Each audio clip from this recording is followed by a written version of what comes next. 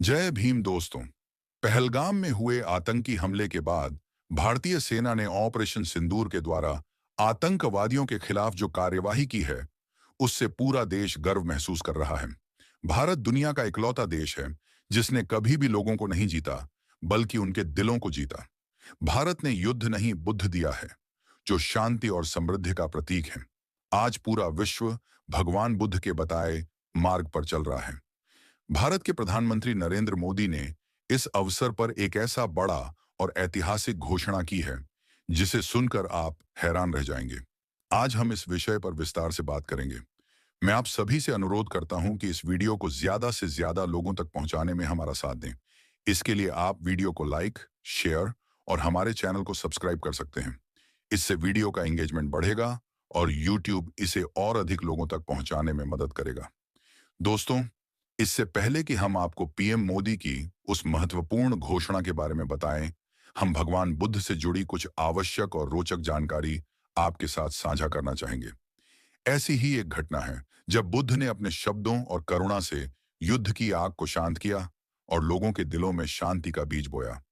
कपिलवस्तु और कोलिय नदियों के किनारे बसे दो राज्यों, शाक्य और कोलिय, के बीच रोहिणी नदी के पानी को लेकर लंबे समय से विवाद चल रहा था। दोनों पक्ष नदी के पानी पर अपना अधिकार मानते थे, क्योंकि गर्मियों में पानी की कमी ने खेतों को सूखा बना दिया था। किसानों की आजीविका खतरे में थी और दोनों राज्यों के बीच तनाव इस कदर बढ़ गया था कि बात युद्ध तक पहुंच चुकी थी। शाक्य और कोलिय के सैनिक अपनी अपनी सीमाओं पर तलवारें लिए आमने सामने खड़े थे। हवा में तनाव की गंध थी और हर ओर मृत्यु का भय मंडरा रहा था। बुद्ध उस समय पास के एक वन में अपने शिष्यों के साथ ध्यान में लीन थे। उनके शिष्य आनंद ने उन्हें इस विवाद की खबर दी। आनंद का चेहरा चिंता से भरा था। भगवान, उन्होंने कहा, शाक्य और कोलिय युद्ध की प्रिपरेशन कर रहे हैं। दोनों पक्षों के लोग एक दूसरे का खून बहाने को तैयार हैं। क्या आप कुछ कर सकते हैं? बुद्ध ने आंखें खोली और उनकी नजर में एक गहरी करुणा थी। उन्होंने बिना कुछ कहे अपनी चादर उठाई और नदी की ओर चल पड़े। जब बुद्ध रोहिणी नदी के तट पर पहुंचे तो उन्होंने देखा कि दोनों पक्षों के सैनिक एक दूसरे को घूर रहे थे। शाक्य पक्ष में उनके अपने भाई बंद थे, जिनके साथ उन्होंने बचपन बिताया था। कोल्य पक्ष में भी कई चेहरे ऐसे थे जिन्हें वे जानते थे। दोनों पक्षों के लोग बुद्ध को देखकर स्तब्ध रह गए। एक भिक्षु जिसने सांसारिक जीवन त्याग दिया था, वह इस युद्ध क्षेत्र में क्या कर रहा था? बुद्ध ने नदी के बीच में एक पत्थर पर खड़े होकर दोनों पक्षों को संबोधित किया। क्या कारण है इस युद्ध का? उनकी आवाज शांत थी, पर उसमें एक ऐसी गहराई थी कि सभी के कदम ठिठक गए। शाक्य सेना का सेनापति बोला, यह पानी हमारा है भगवान, कोलिय लोग इसे चुराना चाहते हैं। कोलिय पक्ष के एक योद्धा ने तुरंत जवाब दिया, यह झूठ है, यह नदी हमारी है और शाक्य लोग हमारे खेतों को सूखा देना चाहते हैं। बुद्ध ने दोनों की बातें सुनी और फिर धीरे से मुस्कुराए। पानी की कुछ बूंदों के लिए तुम अपने भाइयों का खून बहाना चाहते हो? उन्होंने पूछा। क्या पानी की कीमत इंसान की जिंदगी से ज्यादा है? बताओ, कितने लोग मरेंगे इस युद्ध में? कितनी माताएं अपने बेटों को खो देंगी? कितने बच्चे अनाथ हो जाएंगे? उनकी आवाज में दर्द था, जैसे वे हर उस व्यक्ति का दुख महसूस कर रहे हों जो इस युद्ध में मर सकता था। सैनिकों के चेहरों पर एक अजीब सी बेचैनी उभरने लगी। बुद्ध ने आगे कहा, जरा सोचो, ये नदी तुम्हें क्या देती है? ये तुम्हारे खेतों को सींचती है, तुम्हारे बच्चों को पानी देती है, तुम्हारी जिंदगी को चलाती है। लेकिन अगर यह नदी खून से लाल हो जाए तो क्या यह तुम्हें जीवन दे पाएगी? उनकी बातों ने दोनों पक्षों के दिलों को छू लिया। एक शाक्य योद्धा जिसके हाथ में तलवार थी ने उसे धीरे से नीचे कर लिया। उसकी आंखों में आंसू थे, क्योंकि उसे अपनी मां की याद आई जो हर सुबह नदी से पानी लाती थी। बुद्ध ने दोनों पक्षों के राजाओं को बुलाया। शाक्य और कोलिय के राजा उनके सामने आए, पर उनके चेहरों पर अभी भी गुस्सा था। बुद्ध ने कहा, तुम दोनों इस नदी को अपना मानते हो, लेकिन क्या यह नदी तुमसे पहले नहीं थी? क्या यह उन लोगों की नहीं थी जो तुमसे पहले यहां थे? और क्या यह उन लोगों की नहीं होगी जो तुम्हारे बाद आएंगे? यह नदी किसी की नहीं है, फिर भी सबकी है। इसे बांटने का एक रास्ता क्यों नहीं ढूंढते? उनके शब्दों में ऐसी सच्चाई थी कि दोनों राजा एक दूसरे की ओर देखने लगे। बुद्ध ने सुझाव दिया कि दोनों पक्ष मिलकर नदी के पानी का बंटवारा करें, ताकि किसी के खेत सूखे न रहें। उन्होंने कहा, शांति से मिलकर लिया गया फैसला युद्ध से जीती गई जीत से कहीं ज्यादा कीमती है। दोनों राजाओं ने बुद्ध की बात मानी और एक समझौता किया। सैनिकों ने अपनी तलवारें नीचे रख दी और नदी के किनारे, जो हवा कभी युद्ध की गंध से भारी थी, अब वह शांति की सांस ले रही थी। उस दिन बुद्ध ने न केवल युद्ध रोका, बल्कि दोनों पक्षों के दिलों में एक दूसरे के लिए करुणा का भाव जगा दिया। सैनिक, जो कुछ देर पहले एक दूसरे को मारने को तैयार थे, अब एक दूसरे के साथ पानी बांटने की बात कर रहे थे। बुद्ध ने आनंद की ओर देखा, जो चुपचाप ये सब देख रहे थे। आनंद की आंखों में आंसू थे, क्योंकि उन्हें एहसास हुआ कि सच्ची शक्ति तलवार में नहीं, करुणा और समझ में होती है। इस घटना के बाद शाक्य और कोलिय के लोग बुद्ध के पास आकर उनके शिष्य बन गए।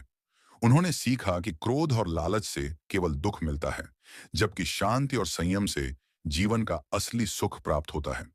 बुद्ध ने उस दिन न केवल एक युद्ध रोका, बल्कि लोगों के दिलों में शांति का ऐसा दीप जलाया जो सालों तक जलता रहा। अब हम आपको प्रधानमंत्री नरेंद्र मोदी द्वारा किए गए उस ऐतिहासिक ऐलान के बारे में बताएंगे। प्रधानमंत्री ने पूरे भारत को संबोधित करते हुए कहा कि भारत युद्ध का नहीं, बुद्ध का देश है। भारत की आत्मा से निकला यह संदेश विश्व के सामने एक ऐसी मशाल जलाता है जो शांति, करुणा और मानवता की रोशनी से आलोकित है।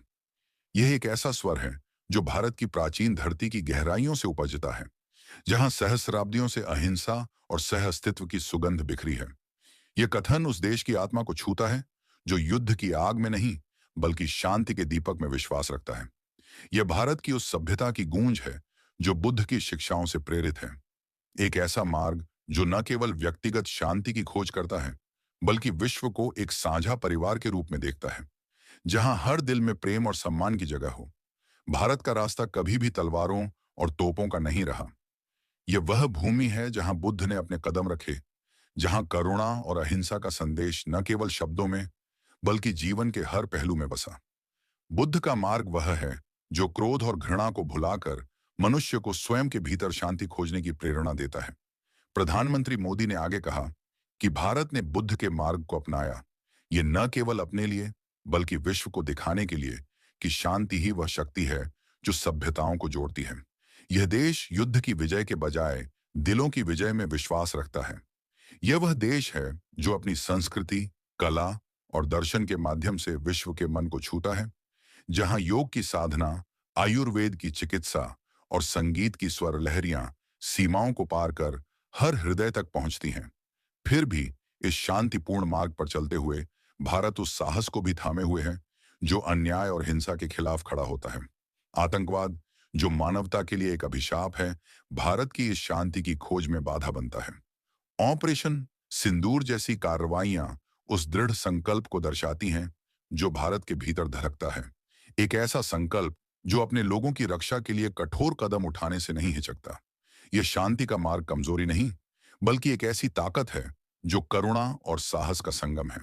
यह वह भावना है जो कहती है कि शांति की रक्षा के लिए कभी कभी युद्ध के मैदान में भी उतरना पड़ता है, लेकिन वह युद्ध न तो विनाश के लिए है, न ही वर्चस्व के लिए, बल्कि मानवता की रक्षा के लिए है। भारत को बुद्ध का देश कहना केवल एक शब्द नहीं, बल्कि एक ऐसी भावना है जो इस देश की आत्मा में बसी है। बुद्ध ने विश्व को वह दर्शन दिया जो न केवल व्यक्तिगत मुक्ति की बात करता है, बल्कि सामूहिक शांति और सामंजस्य की नींव रखता है। यह वह मार्ग है जो विश्व को बताता है कि सच्ची शक्ति ताकत में नहीं, बल्कि प्रेम, करुणा और समझ में है। भारत ने इस मार्ग को अपनाकर विश्व को एक संदेश दिया है, एक ऐसी दुनिया का सपना जहां युद्ध की जगह संवाद हो, जहां हिंसा की जगह सहानुभूति हो। यह वह देश है जो अपनी सांस्कृतिक गहराई के माध्यम से विश्व के दिलों को जोड़ता है, जहां हर नृत्य, हर गीत, हर कहानी विश्व को एकजुट करने की कहानी कहती है। आतंकवाद के खिलाफ एकजुट होने का आह्वान उस साझा मानवता की पुकार है जो भारत के दर्शन में गहरे तक समाई है। यह वह देश है जो विश्व को एक परिवार मानता है, जहां हर व्यक्ति की सुरक्षा और सम्मान महत्वपूर्ण है। आतंकवाद एक ऐसी बुराई है जो सीमाओं को नहीं मानती, और भारत, जो इस दंश को झेल चुका है, विश्व को एक साथ खड़े होने की प्रेरणा देता है। यह एक ऐसा संदेश है जो न केवल भारत की नीति को दर्शाता है, बल्कि उसकी उस भावना को सामने लाता है जो विश्व को एक बेहतर, सुरक्षित और शांतिपूर्ण स्थान बनाने के लिए प्रतिबद्ध है। भारत ने कभी ताकत के बल पर विश्व को जीतने का सपना नहीं देखा। इसकी ताकत इसके मूल्यों में है, इसकी संस्कृति में है, इसके लोगों के प्रेम में है। ये वह देश है जो अपनी कला, साहित्य और दर्शन के माध्यम से विश्व के दिलों में जगह बनाता है। यह वह देश है जो योग के माध्यम से शांति सिखाता है, आयुर्वेद के माध्यम से स्वास्थ्य देता है और अपनी कहानियों के माध्यम से प्रेम बांटता है। यह वह देश है जो बुद्ध की शिक्षाओं को जीवंत रखता है और विश्व को बताता है कि शांति ही वह मार्ग है जो मानवता को एकजुट कर सकता है। यह संदेश भारत की उस आत्मा की गूंज है जो शांति और मानवता के आदर्शों से प्रेरित है। यह एक ऐसी कहानी है जो भारत के अतीत को उसके वर्तमान और भविष्य से जोड़ती है।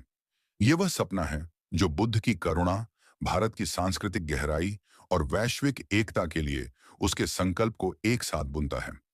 यह विश्व को यह याद दिलाता है कि भारत न केवल एक देश है, बल्कि एक विचार है। एक ऐसा विचार जो शांति, प्रेम और मानवता के माध्यम से विश्व को एकजुट करने का सपना देखता है। दोस्तों, यह वीडियो आपको कैसा लगा? हमें कमेंट में जरूर बताएं। वीडियो देखने के लिए तहे दिल से शुक्रिया।